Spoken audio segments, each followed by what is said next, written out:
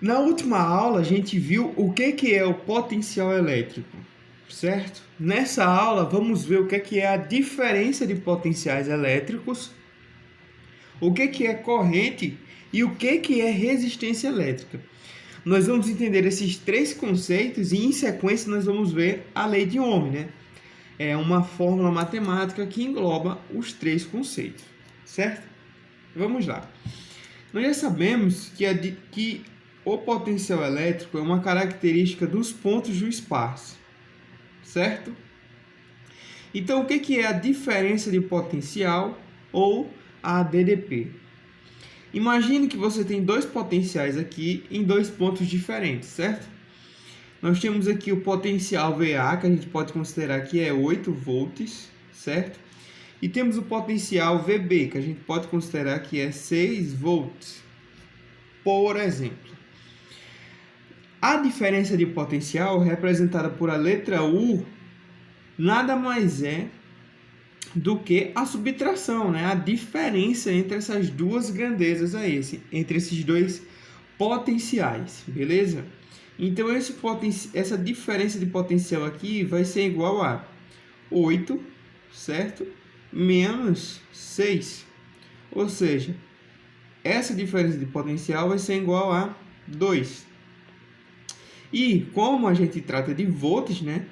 Nada mais justo do que usar a unidade volts para a diferença de potencial também, certo? A princípio, esse conceito aqui parece um pouco superficial e sem função, mas pelo contrário, né? Esse conceito aqui é muito utilizado e muito importante. Vamos entender o porquê.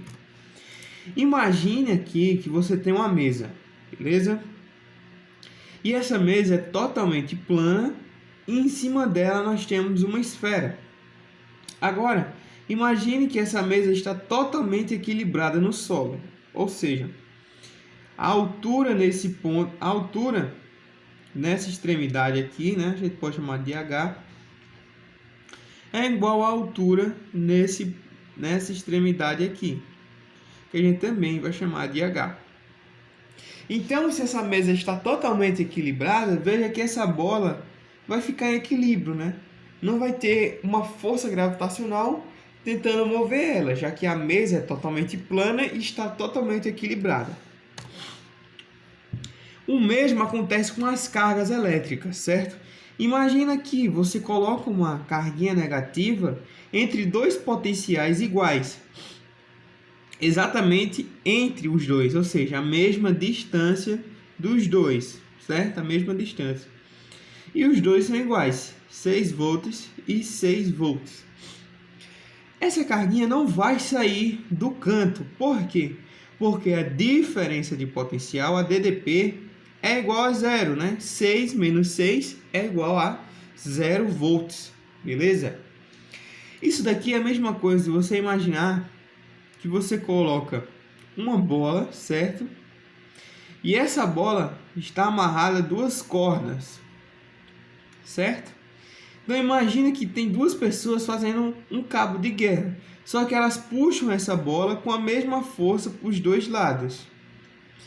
Logo, essa bola não vai sair do canto, porque está sendo feita a mesma força para os dois lados. É o que acontece aqui. Essa carguinha elétrica, essa carguinha que é negativa, ela se atrai igualmente por esses dois pontos. Então, ela se atrai por esse ponto e ela também se atrai por esse ponto, com a mesma força de atração. Se ela está se atraindo igualmente, ela não vai sair do canto, certo? Agora, o contrário também é válido. Imagina aqui que a gente tem a mesma mesa, só que agora essa mesa não está em equilíbrio, né? Existe uma diferença de altura entre as suas extremidades. Então, aqui a gente tem uma altura que a gente pode chamar de H, certo? E nessa extremidade aqui nós temos uma altura que a gente pode chamar de AH, beleza? Agora veja que como a mesa não está em equilíbrio, a bola tende a cair, né? Isso por causa da ação da gravidade, obviamente. Novamente, o mesmo acontece com as carguinhas elétricas. Imagina aqui que você tem dois campos elétricos, beleza? E eu tinha colocado uma carguinha aqui nesse ponto, uma carguinha positiva. Então, entre esses dois campos aqui, a gente vê que tem uma carguinha positiva e tem dois potenciais, um de menos 5 volts e um de menos 7 volts. Agora, é importante lembrar do que eu falei na última aula. Lembra bem, as cargas positivas sempre se atraem pelo ponto de menor potencial, enquanto as cargas negativas se atraem pelo ponto de maior potencial. Aqui nós temos uma carguinha positiva, então obviamente ela vai se atrair pelo ponto de menor potencial. Quem que é menor? Menos 7 ou menos 5? Obviamente que o menor é o menos 7, né? Por isso que a carguinha positiva se move em direção desse ponto aqui. Nós temos um ADDP, então, de menos 7 volts menos 5, né? Isso daqui daria menos 7 mais 5, que dá igual a menos 2 volts, né? Como há uma diferença de potencial, as cargas se movem, né? Então é exatamente para isso que serve a diferença de potencial. É graças à diferença de potencial que uma carga sai de um ponto para outro, né? Se os dois potenciais são iguais, a carguinha não vai se mover, né? A carguinha vai ficar imóvel. Então aí está a importância da diferença de potencial, né? Ou DDP, beleza? Vamos entender o que é a corrente elétrica, certo? Muito importante ter entendido o que é a diferença de potencial. Então vamos imaginar aqui que a gente tem dois potenciais, o potencial do polo negativo e o potencial do polo positivo. Esses dois potenciais aqui são diferentes, né? Então se existe uma diferença de potencial, irá haver um movimento de carga elétrica. Então eu vejo que a carga elétrica está saindo daqui, né? E está indo até o outro polo, né? Então esse é o movimento da carguinha. A carguinha sai daqui, né? E se move em direção ao outro polo, beleza? Tranquilo. Veja que aqui nós temos elétrons, por isso que o elétron sai do polo negativo, do polo de menor potencial para o polo de maior potencial, certo? A gente vai ver que isso daqui é o que a gente chama de sentido real da corrente. E eu já vou explicar por quê. Antes disso, só para deixar claro, a corrente elétrica nada mais é do que o fluxo de elétrons, né? O movimento ordenado de elétrons. Nós medimos a intensidade da corrente elétrica em amperes, né? Representada aqui por a letra A, em homenagem a um grande estudioso. E nós representamos a corrente elétrica por a letra I, né? Então medimos em amperes e representamos por a letra I. Agora vamos entender o que é isso de sentido real e também o que é isso de sentido convencional. Vamos lá. Como eu estou falando de sentido, eu estou falando para onde que a carga está se movendo, certo? Olha só, a gente já sabe que o elétron, que a carga negativa, né, ela sempre se move para o ponto de maior potencial, enquanto a carga positiva sempre se move para o ponto de menor potencial. Então, intuitivamente, a gente imagina que a carga deveria sair, que o elétron, né, deveria sair do polo negativo para o polo positivo, né? No entanto, não é isso que acontece. Pelo menos não nas baterias que nós vemos no dia a dia. Na verdade, as baterias do dia a dia, o polo negativo, na verdade, é o polo de maior potencial. Veja só. Enquanto que o polo negativo é o polo de menor potencial, né?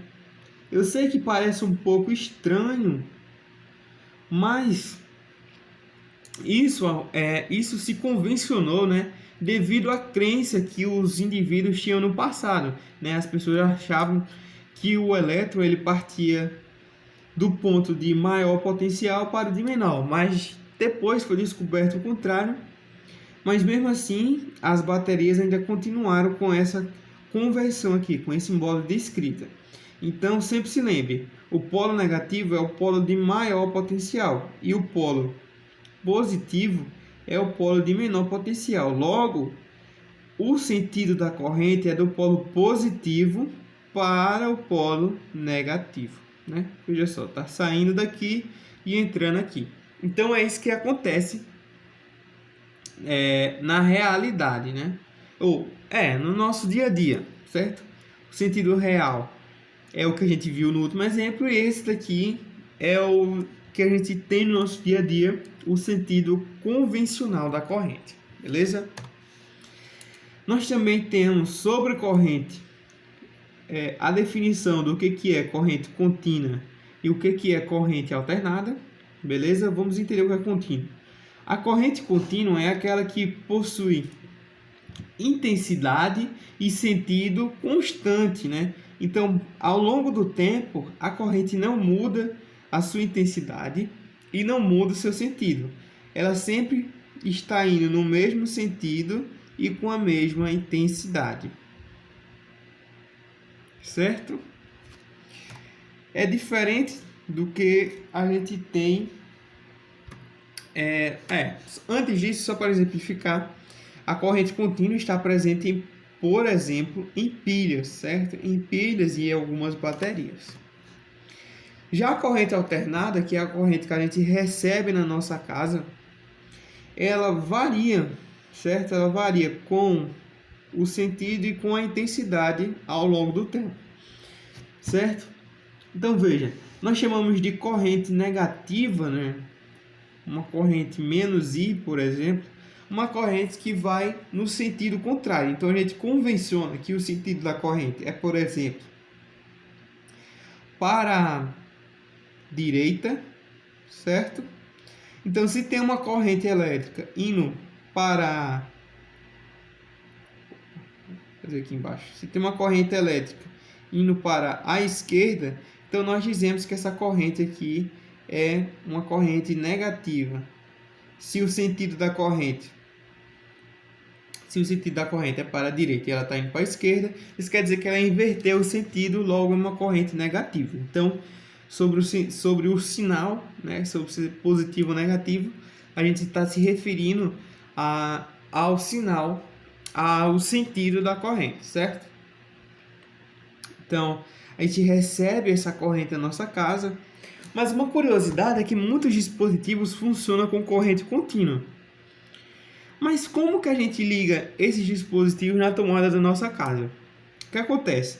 Esses dispositivos, eles possuem dentro deles um dispositivo que a gente chama de retificador.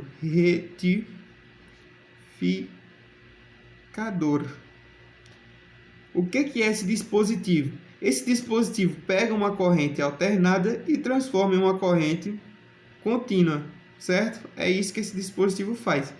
Então, quando um dispositivo precisa de corrente contínua, mas ele pode ser ligado na rede da nossa casa, isso quer dizer que no interior dele existe um retificador. A gente vê retificadores, por exemplo, no interior dos carregadores de celular, de notebook, por exemplo. Então, é assim que a gente consegue carregar o nosso celular, que a gente consegue carregar o nosso computador, graças à presença de retificadores. Certo, a gente já sabe o que é a diferença de potencial, já sabe o que é a corrente, e agora a gente vai entender o que é a resistência elétrica, certo? O que é a resistência elétrica?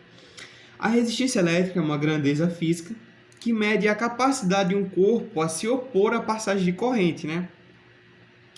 Essa grandeza é medida em ohms e representada por a letra R. Ela é diretamente proporcional ao comprimento do corpo, certo? E inversamente proporcional é a área de secção desse corpo. Então isso aqui é muito simples de entender. Imagina que você tem um fio, né? Todo fio, por mais condutor que seja, ele sempre vai oferecer uma certa resistência. Então, quanto mais comprido é esse fio, mais resistência a corrente vai ter que passar, né? Então, veja que é muito mais fácil você passar por um fio pequenininho do que passar por um fio bem grande, né? E inversamente a área, por quê? Veja só. Imagine que aqui você tem um fio bem grosso, né? Um fio bem grosso. E aqui você tem um fio bem fininho. Então veja que é muito mais difícil a corrente passar por um ponto pequenininho desse do que passar por um ponto grandão desse aqui, né? É bem mais fácil passar por aqui. Por isso que nós dizemos que a resistência é maior quando o comprimento é maior, e nós dizemos que a resistência é menor quando a área é maior, né? Então, diretamente proporcionais, inversamente proporcionais, certo? Os dispositivos que nós usamos para proporcionar resistência a um circuito são os resistores, né? Então, veja lá. Imagine que a gente tem um circuito. Vamos desenhar aqui um pequeno circuito, só um trecho de um circuito, né? E você tem aqui um LED, por exemplo, uma luz, seja lá o que for, um dispositivo elétrico. Só que aqui está passando uma corrente muito grande. Passando uma corrente muito grande para esse dispositivo aqui, né? Então veja que se essa corrente passar por esse dispositivo, por esse pequeno LED, a corrente iria queimar, né? E acabar pocando, como é muito comum de ver que acontece com os LEDs. Então, para isso daqui, a gente precisa diminuir a corrente. E como é que a gente faz isso? A gente simplesmente pega um resistor, né? E a gente coloca esse resistor aqui. E dessa maneira, a gente consegue pegar essa corrente.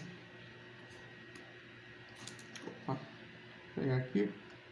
Consegue pegar essa corrente que é muito grande e transformar em uma corrente menorzinha, né? Uma corrente ideal para ligar esse LED. E aí a gente consegue ligar esse LED de boa, né? Sem causar danos a ele. O resistor mais comum da gente ver é esse daqui, né? O resistor de carvão, que ele é formado por um bastão de grafite e é isolado por cerâmica, certo? E ele possui nas suas extremidades dois terminais metálicos, né?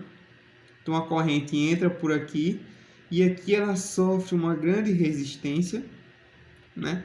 Mas o que a gente vai ver no nosso curso é esse carinha aqui, né? O potenciômetro. O que é o potenciômetro? O potenciômetro é um resistor ajustável, certo?